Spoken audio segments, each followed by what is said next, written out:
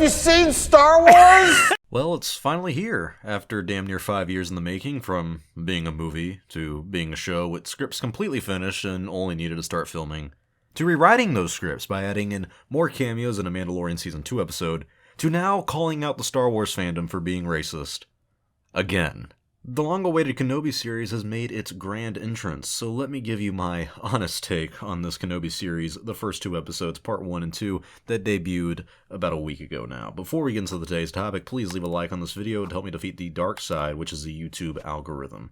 So I've watched the first 2 episodes of Kenobi 3 times now, and I really wanted to sit and think about the series and what I like and dislike about it.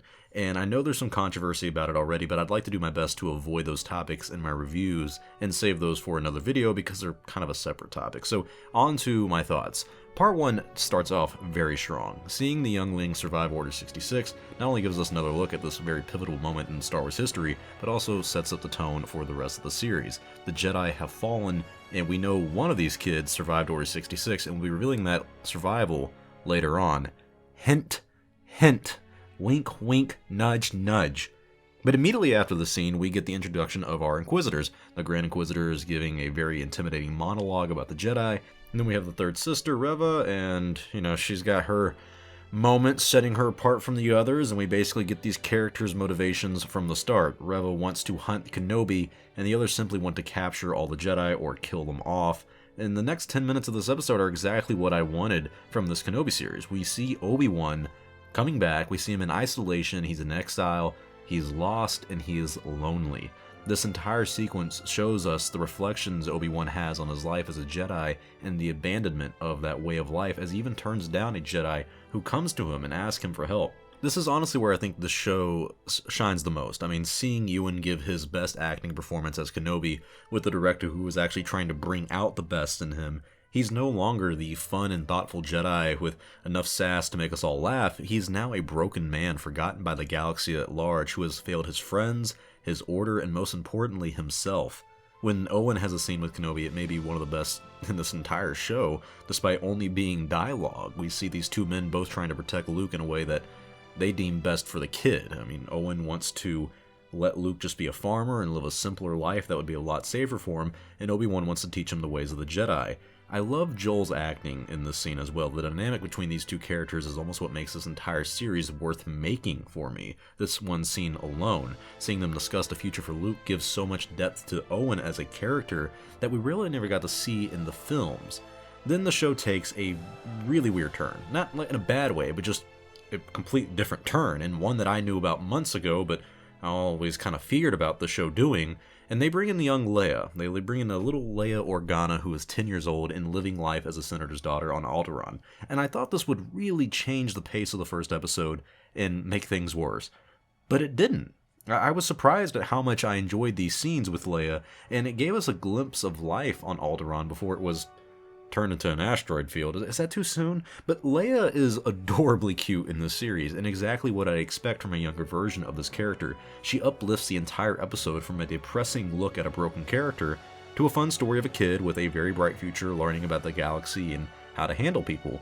I even enjoyed the scenes with her adopted parents. Even though she knows that she's adopted, it really doesn't diminish the relationship and the bond that she has with her family. And it's actually nice to see a close bond between a father and a daughter and a very healthy conversation between these 2, very big roles that you have in your life. And I think that seeing the influence of Bail Organa that Leia takes on with her throughout the rest of her life is kind of important to her as a character and what we know for her in the future. The first part of the series is exactly what it needed to be, a reflection of Kenobi and what the past 10 years of his life needed to be, while also showing what is yet to come in the series and kind of our call to adventure. Leia is captured, and Bail gives Obi-Wan a great scene when he comes to beg for his help. The only complaint I have on this first episode is the chase scene with Leia. It was extremely cringe, it was not even necessary. You could genuinely cut it out of the entire episode, and it would be far better for it. Aside from that, this first episode was a lot better than I remembered it when I first saw it, and I think it sets the perfect tone for this series, so I'm going to give part 1 an 8 out of 10. Now, God, let's go on to part 2, okay? I really, and I cannot stress this enough, I was really not a fan of this episode. I am sorry. I seeing this after the part 1 just shocked me.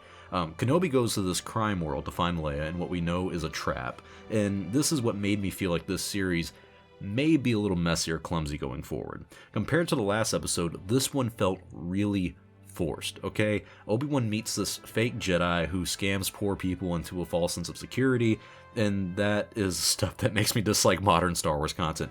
This felt like Marvel humor, and that it's funny the first time you watch it, but it's not funny any time after that. And I think Star Wars humor as stuff that's usually kind of in the moment, and it's natural to our characters. When I think of Star Wars humor, I think of Han Solo being like, everything's fine, how are you? Kind of spur of the moment, not forced. But when you stop the entire pace of a show for scenes like this, it really takes me out of the movie, or in this case, the show, the series, the story.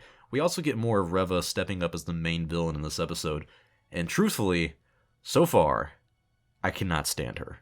I feel like she steals the spotlight in every single scene, but in the worst way possible. She annoys the hell out of me. I don't know if it's the acting or if it's a temper tantrum she throws, but it just feels like she's not a threatening enough villain to feel intimidating to Kenobi or the others. It's someone that you can see right through, and so unlike the Grand Inquisitor or Darth Vader, who I feel like are trying to be the main villains of the story, it just feels like a weird balance trying to have Reva, Grand Inquisitor, and Darth Vader all as the main villains of this series, but when you only have one who is clearly beneath the other two, and whose motivation is clear, she wants to get Kenobi, but we don't really know why, other than, I guess, she wants to be a badass, maybe? It makes for a villain to me that isn't all that engaging. There's a very cringe scene, again, that is a chase scene with Leia.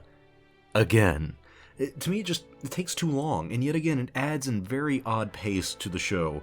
Reva does this weird parkour flip montage for, yet again, no reason other than to look cool, which is fine.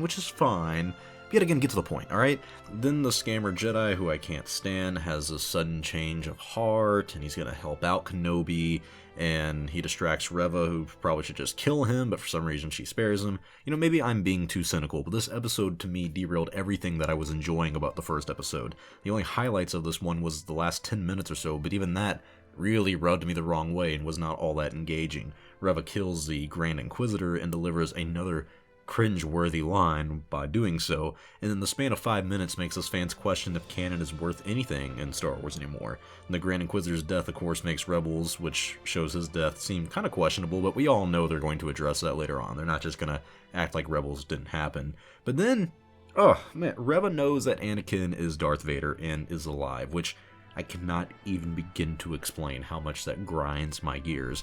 She, I understand, was likely one of the younglings who survived Order 66 at the beginning of the show, and it would make sense for her to know who Anakin is, but normally the knowledge of him being Vader is something that no more than 3 to 5 people even know about, like Yoda, Obi-Wan, the Emperor, and then I think in the comic books, maybe like Thrawn and another Imperial kind of figure it out. So I really dislike the second episode, and it gave me a lot of concern about the direction of the series going forward. I give episode 2 a 5 out of 10. It looked beautiful, and the acting from everyone is still very solid. The volume actually shines pretty well in this episode, but the pace, the story, oh my god, the dialogue, and the comedy that feels way too forced and yet again way too Marvel-like, and nothing that I would think of in Star Wars terms, but that stuff takes me out of this. It takes the momentum that the first episode had and drops it like a bad habit. But then again, a lot of people were very happy with the first 2 episodes, and maybe I am being a little bit too cynical on the second part. So tell me your thoughts in the comment section below. What do you guys think of the first 2 episodes of Kenobi, Part 1 and Part 2, and what would you rank them?